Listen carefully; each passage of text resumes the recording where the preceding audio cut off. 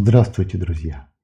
Приветствуем вас на семейном канале «Делаем вместе своими руками». С вами, как всегда, Андрей и Наталья. В этом видео мы будем создавать текстильные открытки из интересных лоскутных аппликаций на швейной машинке. Авторские открытки ручной работы никого не оставляют равнодушными и станут оригинальным и запоминающимся, а возможно и романтичным дополнением к подарку. Технология очень простая и доступная, с огромным простором для полета творческой мысли. Начнем с выбора плотной ткани для основы.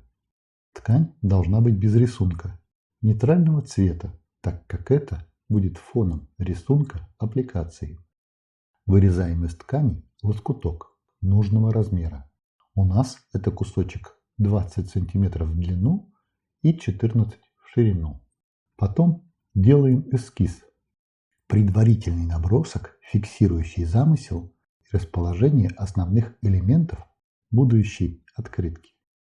Набросок можно нарисовать самим или скопировать готовый, например, из интернета.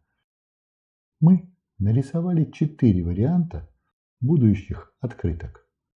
После того, как нарисовали эскиз на бумаге, перенесем изображение замысла на ткань. Я просто беру и перерисовываю набросок на основу швейным мелком. Имея контуры изображения на ткани, мне будет очень легко подбирать, вырезать по размеру, раскладывать лоскутки и прокладывать строчки по готовому рисунку. Перенесли эскиз на тканевую основу. Теперь подбираем ткани по цвету и вырезаем в размер. Вырезаем небольшие элементы для нашей композиции маленькими ножницами. Для меня, например, самый сложный этап в такой работе – это подобрать лоскутки ткани, гармонирующие по цвету и фактуре. Поэтому попробую вырезать и разложить 2 или 3 варианта расцветки. Раскладываем цветочек в 2 вариантах цвета. Так, легче не стало. Серенькие лепестки в белый горошек вроде бы лучше, но бледно-розовый тоже хорош. Не будем мудрить, сделаем оба варианта. Теперь соберем аппликацию. Берем клеевой карандаш и прихватываем лоскутки на клей. Мы используем цветной карандаш. Его лучше видно, когда наносишь на ткань. Он хорошо держит даже небольшие лоскутки и не оставляет следов после стирки. Если вам интересно, ссылку на карандаш оставлю в описании под видео. Там же будут ссылки на другие материалы, которые мы используем, швейные лапки и прочее. Подклеили лоскутки к основе. Получилось 2 вот таких цветочка. Значит, будем шить 2 почти одинаковых открытки. Думаю, для съемки ролика так будет даже лучше. Чтобы во время шитья не отвлекаться, сразу прорисуем терморучкой разные элементы аппликаций, которые нужно будет прошить. По поводу того, что чернила могут проглядывать из-под рисунка, можно не беспокоиться, так как следы чернил исчезнут после того, как мы проутюжим аппликацию. Вначале прошиваем лепестки свободно ходовой стежкой. Прокладываем строчку примерно в 3-4 мм от края. Шьем контрастными нитками, непрерывной строчкой. Строчку в одном и том же месте прокладываем 2-3 раза. Так рисунок будет смотреться лучше. И даже если рука где-нибудь дрогнет, 2-я и 3-я строчки огрехи неровной линии скомпенсируют.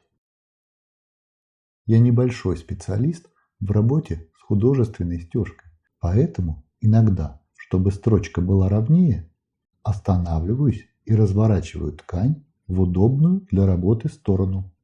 Пришили лепестки, пришиваем серединку. Здесь лучше, если строчка будет пожирнее. Так легче расставлять акценты в композиции. прошили цветок свободно ходовой стежкой. Точно так же прошиваем отдельно лежащий лепесток. Шьем, отступая от края лоскутка. Если прошить ближе, чем 2 мм, край ткани начнет распускаться. Прошили лепесток. Теперь еще раз прорисовываем стебелек, так как контуры, нарисованные мелом, потеряли свою четкость. А нам четкость рисунка сейчас будет очень важна. Прорисовали стебелек. Теперь будем шить прямой строчкой. Для этого меняем лапку для шитья на лапку с открытым мысом. Это, пожалуй, самая удобная лапка для такого вида работы. Видны любые движения материала, ниток и иголки. Если кому-то интересно и у вас нет такой лапки, ссылку тоже найдете под видео. Прошили стебелек и проутюжили аппликацию. Теперь пройдемся прямой строчкой по краю, чтобы получилась рамка. Отступаем от края 5-7 мм, то есть на ширину лапки для пэтчворка.